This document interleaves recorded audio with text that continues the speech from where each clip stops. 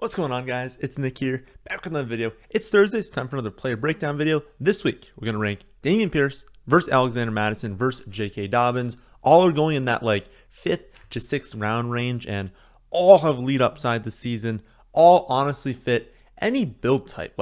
They're all really good running back 2s if you want to go hero RB. They're great third options if you lean running back heavy early. They can be used as running back 1s if you're starting off with an RB0 build. And so I think we need to break down all three because this is a range that no matter how you start off with, you're going to be looking at these three running backs. So first up, Dameon Pierce appears to be entering his second season in the NFL. He's coming off just under 1,000 rushing yards last season, 5 total touchdowns, finished 9th in Rookie of the Year voting, and was running back 23 in half PPR points per game. He got a ton of buzz last offseason because he was performing really well in camp, and it proved to be warranted. 250 touches is a lot for a rookie running back to command, especially through only 13 weeks. That's over 19 touches per game, which is even more impressive when you consider that the Texans only won one game that Pierce was active for. We all know running backs just perform better on teams that are winning, and you can see that with the one game with Pierce. He had 29 touches in the only game that they won where he was active. It was his most in any game. Pretty impressive. Getting 250 touches in 13 games. Only one of those was a win. Had they won more games, he would have gotten more touches. It's a bit of a mixed bag when you look at that same thing for this season. On the one hand, it's a positive. It's well, they're probably going to win more than one game this season, right? They're probably going to be better. The negative is that, they're still going to be bad, right? We shouldn't be crossing our fingers, hoping they're a 500 team, an above average team even. That's really just not going to happen. Very, very unlikely. So again, mixed bag. More than one win, but the ceiling there isn't that great for them to be an awesome offense. The big question mark really with Pierce is Singletary. And it truly is a question mark, right? I mean, Pierce could finish as a running back 1 this season with over 300 touches if he proves to be the clear lead back and get some passing down work as well. However, if they view Singletary as the passing down back, and then also if he mixes in on some early downs, then that upside definitely goes away. So what do we think is going to happen? Honestly, I do think Singletary is going to be used in passing situations. Not all passing situations, but I do think they're going to bring him onto the field in those sort of scenarios. Though, I think that impact will have, that'll be basically a smaller impact than most people are assuming, simply because, it was the case last season. I think everyone views it as Pierce was a 3-down back for most of last year.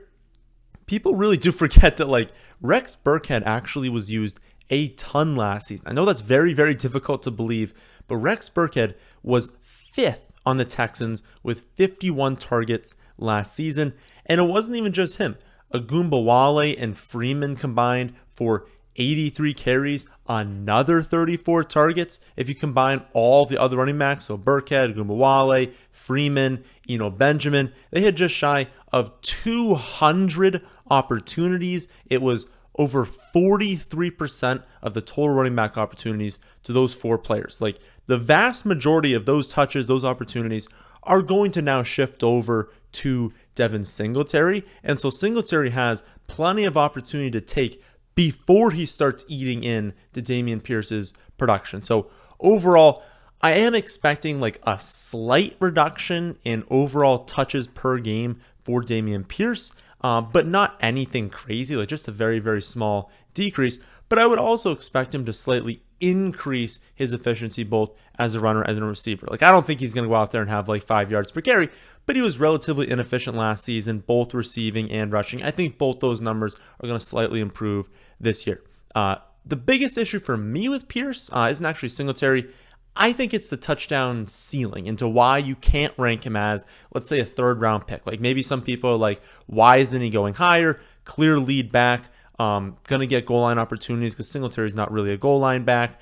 If he can beat out Singletary for receptions, could be a featured back. There's not many of those, right? But even pushing the limits of share of touchdowns in the receiving game and the rushing game, I can really only get him to around 7.3 total projected touchdowns, just given how bad the Texans offense is expected to be this season. So I won't spoil the surprise of how the rankings go, but that is the big negative for Dameon Pierce, is that these other two running backs we're talking about today are the lead backs on the Vikings and the Ravens, two offenses that are obviously going to be much better for total touchdowns. And so that's just a negative for Pierce, is that even if he has a large share of the touchdowns, well, if the total touchdowns aren't that great, then the ceiling isn't as much there.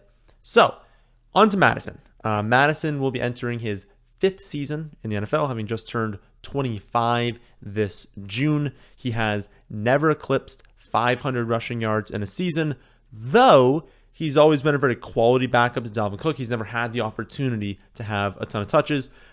Cook was cut, of course, this offseason, and it seems very unlikely he's going to re-sign with the team. That should allow Mattison to step in as the clear lead running back, which is a role that he's really excelled in the past when given a chance. He has been given at least 40 snaps 6 times in his career.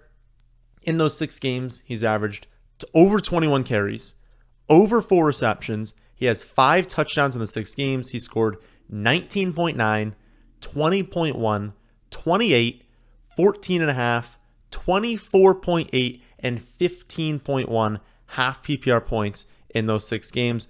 Just to reference, those 6 games, when you add them all up, so again, the only games where he has at least 40 snaps, okay? At least 40 snaps in the game, 6 times. Add those 6 games up for fantasy production. It is only 6 fewer fantasy points than Isaiah Pacheco scored across 17 games last season. So again, he's been highly productive in fantasy when you look at the games where he's been used.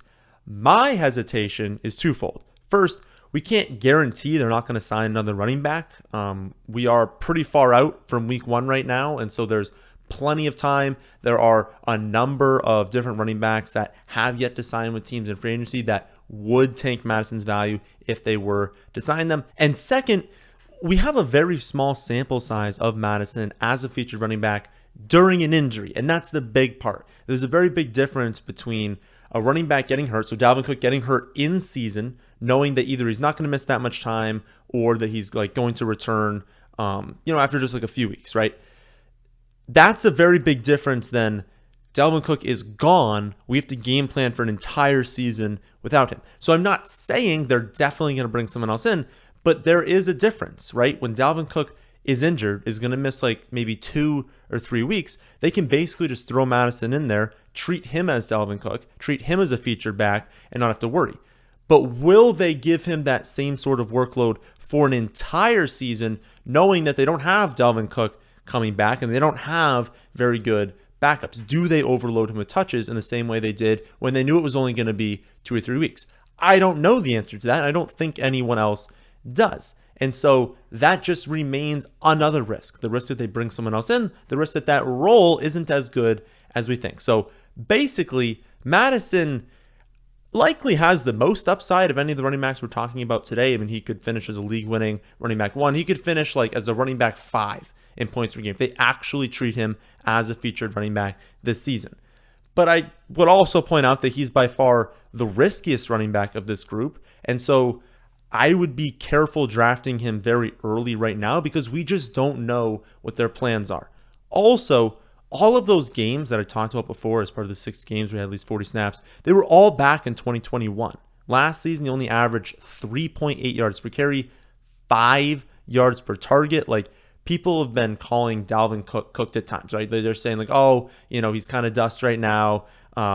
He's not as good as he was in the past. Dalvin was far more efficient than Mattison was last season. That's why they gave Dalvin over 300 touches, only 89 for Mattison. So I understand the bull case for Mattison, but I think people are kind of overlooking the obvious risk that comes with it.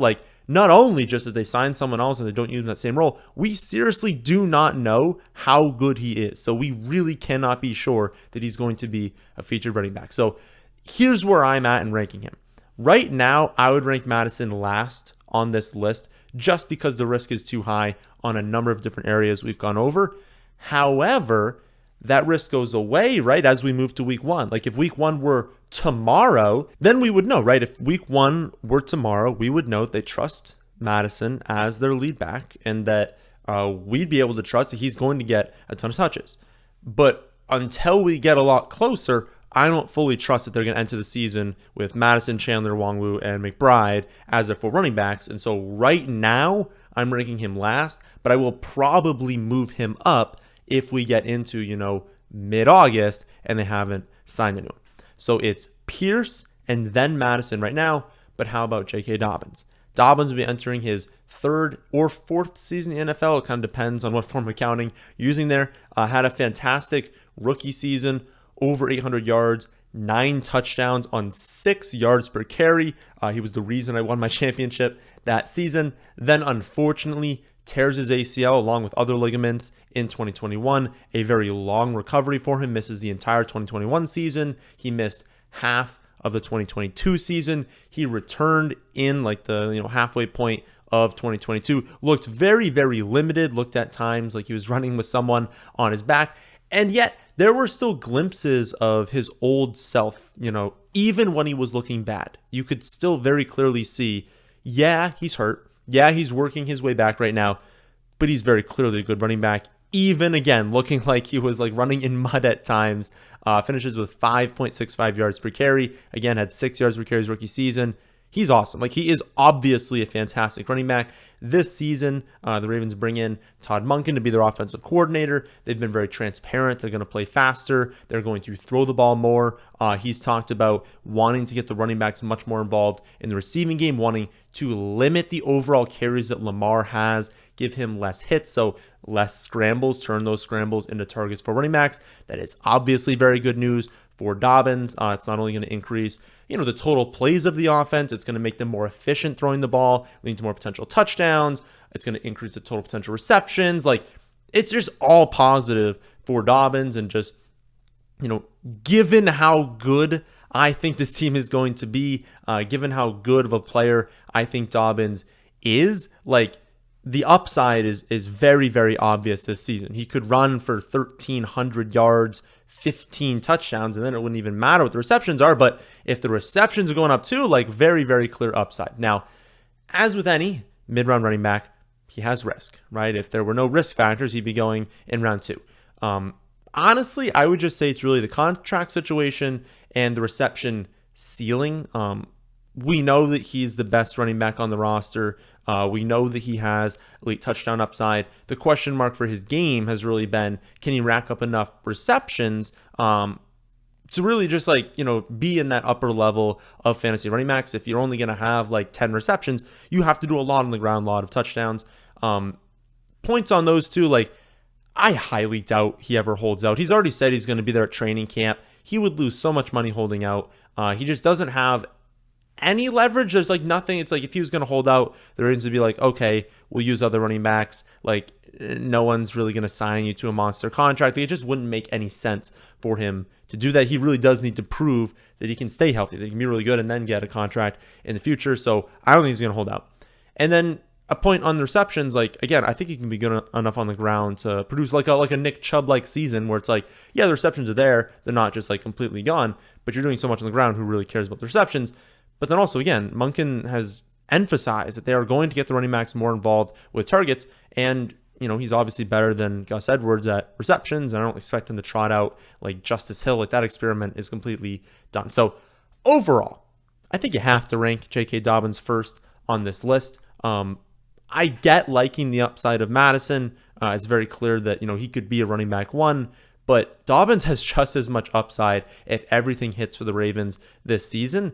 And, is very obviously the more talented running back between the two of them. I also really, really like the Ravens offense this season. I think Dobbins is just a fantastic way to gain exposure to them. So my ranking right now is going to be Dobbins, then Pierce, then Mattison. Although I really do think if we hit August, maybe we're looking at this on August 5th, they're in training camp. They're getting ready for the preseason. There's really no reports of them adding another running back. Maybe all these free agent running backs have signed at that point.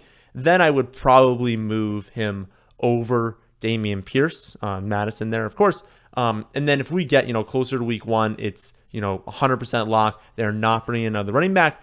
Maybe I'll move Mattison over Dobbins, but it'll be very, very close between those two. Again, just right now, we're just too far out for me to trust that at this point. So if there's a breakdown you want to see next week, put it in the comment section below, upvote the responses you agree with. And if you want to see my exact rankings and projections for all players in every scoring format, you can always see that at my website, thefantasyfootballadvice.com. I'll be back tomorrow to go over the biggest bust in every round, Saturday to go over the biggest ADP changes over the last 2 weeks, and then Sunday to go over another optimal underdog draft strategy. That, my friends, is the end of this one. Hope you all enjoyed. If you did, how about hitting the like button and how about subscribing to the channel if you're new here. Thanks for watching.